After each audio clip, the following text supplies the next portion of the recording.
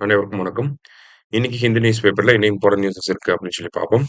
So என்ன குடுத்துருக்காங்க அப்படின்னு சொல்லி பார்த்தீங்கன்னா, இன்னைக்கு இங்க எடிட்டோரியல் பேஜ்ல ஒரு இம்பார்ட்டன்ட்டான விஷயத்த பத்தி டிஸ்கஸ் பண்ணியிருக்காங்க. "கிரேயிங் வித் கிரேஸ்" அப்படின்னு சொல்லி குடுத்துருக்காங்க. அதாவது "அ கிரேயிங் நேஷன்" அப்படின்னு சொல்லி சொல்லலாம். ஓகேவா?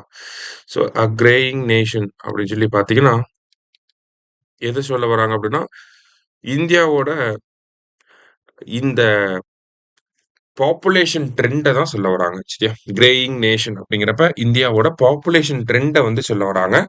ஸோ இந்தியா வந்து ஒரு கட்டத்துல இப்போ நம்ம பார்த்தீங்கன்னா, youngest nation in the world அப்படின்னு சொல்லி நம்ம சொல்லிக்கிறோம் இல்லையா?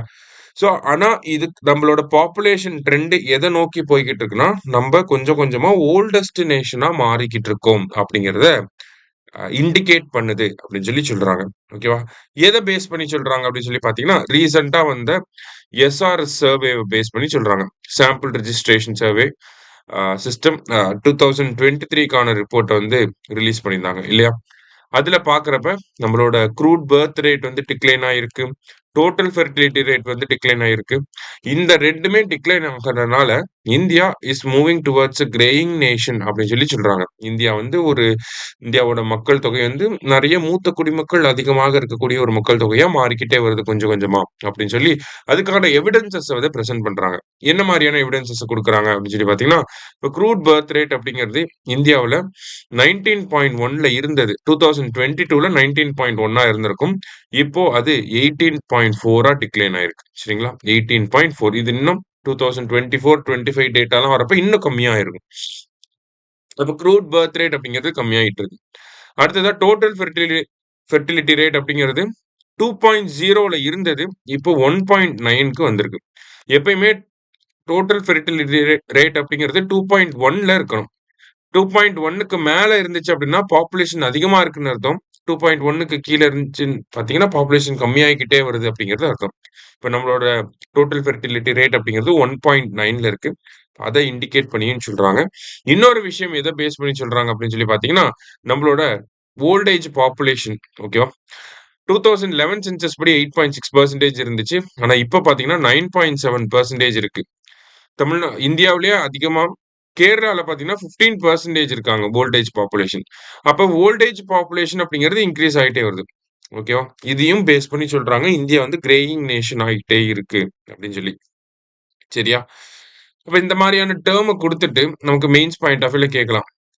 லிஸ்ட் அவுட் த ரீசன்ஸ் இல்ல இதனால என்ன இம்பாக்ட் ஏற்படும்? கிரேயிங் நேஷன் ஆகுறனால என்ன இம்பாக்ட் ஏற்படும்? கிரேயிங் நேஷனா ஏன் நம்ப ஆகுறோம்? What are the causes behind that அப்படின்னு சொல்லி கூட கேட்கலாம். இப்ப இந்த மாரியான விஷயங்கள்லாம் நம்ம கோட் பண்ணி எழுதுற மாரி இருக்கும்.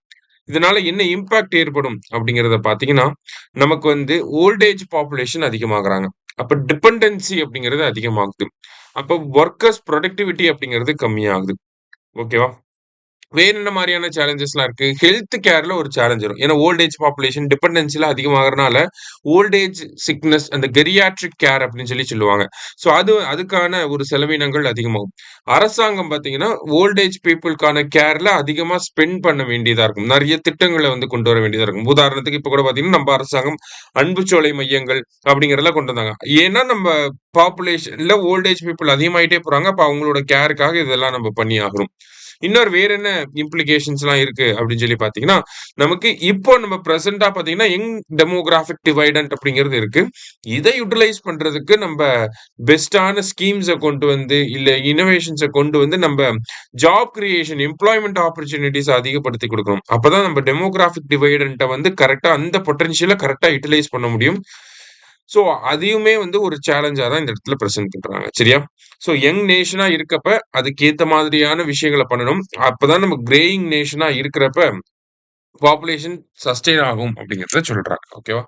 ஸோ ஒரு முக்கியமான டாபிக் நமக்கு அ எக்ஸாம்ல சோசியல் இஷ்யூஸ் அப்படிங்கிற டாபிக் கீழ ரிஃப்ளெக்ட் ஆகக்கூடிய பொட்டன்ஷியலான ஒரு ஏரியா இது. சரியா? அதனால கொஞ்சம் நல்லா பார்த்து வச்சுக்கோங்க. எப்படி கேட்பாங்க அப்படின்னு சொல்லி பார்த்தீங்கன்னா, பர்த் ரேட் டிக்ளைன் ஆயிட்டே இருக்கு. இல்ல டிஎஃப்ஆர் டிக்ளைன் ஆயிட்டே இருக்கு. அதனால என்ன காசஸ்? அது எதனால அது டிக்ளைன் ஆகுது? என்ன இம்பாக்ட் ஏற்படலாம்?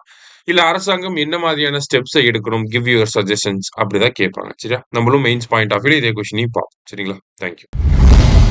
சுரேஷ் IAS அகாடமி வெற்றியின் முகவரி.